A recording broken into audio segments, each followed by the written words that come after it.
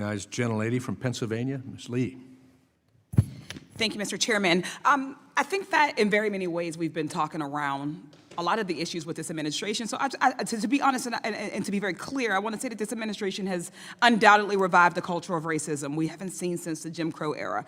They've made it clear that open attacks on Black and brown and other marginalized communities is not just tolerated, but it's encouraged. So when they call for removing of equity and inclusion and diversity and accessibility from schools in favor of quote unquote traditional American values, it's indistinguishable from post-Civil War South advocating to rewrite history with the lost cause narrative to censor truths about slavery, or as they disappear students who write dissenting op-eds. It's reminiscent of the suppression of abolitionist newspapers.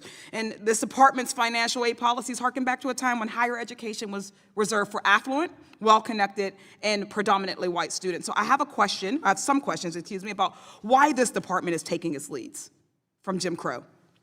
Secretary McMahon, you've claimed that you want to drastically reduce the already very small federal role in education, and also that you will not cut Title I-A funding. That is still your position, correct? Correct. Thank you. I'd like a yes or no answer. Do you believe your April 3rd attempt to revoke Title I-A funding from states unless they signed a certification of compliance with your political viewpoint was consistent with giving states more control over education? There's been no reduction in funding for Title I-A. As of now. There has not been yet. But again, right. And it is not going forward in the budget. So you believe that okay. Yes or no, is Title I-A funding actually secure for every school district and state that currently receives it, or is your goal to make Title I-A conditional on states refusing to provide students of color, LGBTQA students, students with disabilities, or other marginalized students opportunities to participate in diverse, inclusive, equitable, and accessible learning environments? No, that's what I answered. I-A funding is intact. Okay. So let's talk about so-called illegal DEI, as you all have called it, a phrase you've continually bring up, that I'm still unclear on, especially after 3 federal judges have preliminarily ruled that your illegal DEI guidance is likely unconstitutional and unenforceable, illegal, as it were. Secretary McMahon, during your confirmation hearing, you were asked by Senator Chris Murphy if an African-American history class violated the administration's position on diversity, equity, and inclusion. You said you'd like to look into it. You've been on the job for a few months now. Have you been able to look into it? I do not think that African studies or Middle East studies or Chinese studies are part of DEI if they are taught as part of the total history package. So that if you're giving the facts on both sides, of course they're not DEI. I don't know what both sides of African-American history would be.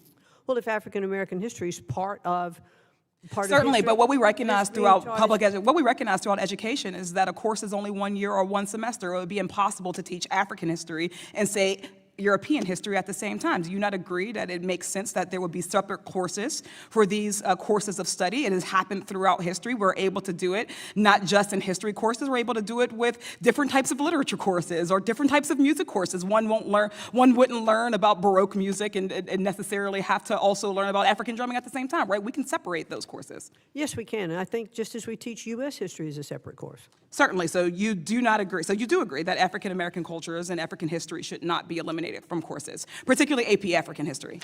Well, I think that African history can certainly be taught and not be considered a DEI course. Oh, thank you. I have a few other examples that I would like your thoughts on, simple yes or no.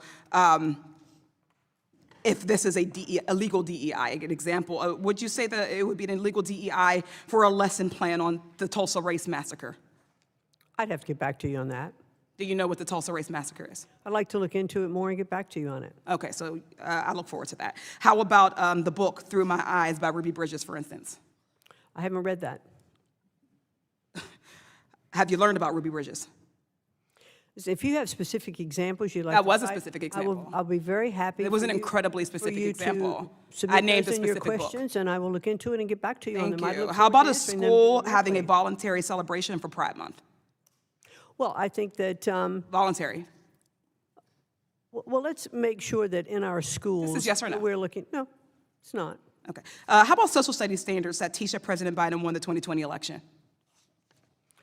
I think our studies should all be taught accurately. Yes or no? I think our studies should No, be no, taught no. The accurately. question was, do you believe that social studies standards that teach that President Biden won the 2020 election is an illegal DEI, yes or no?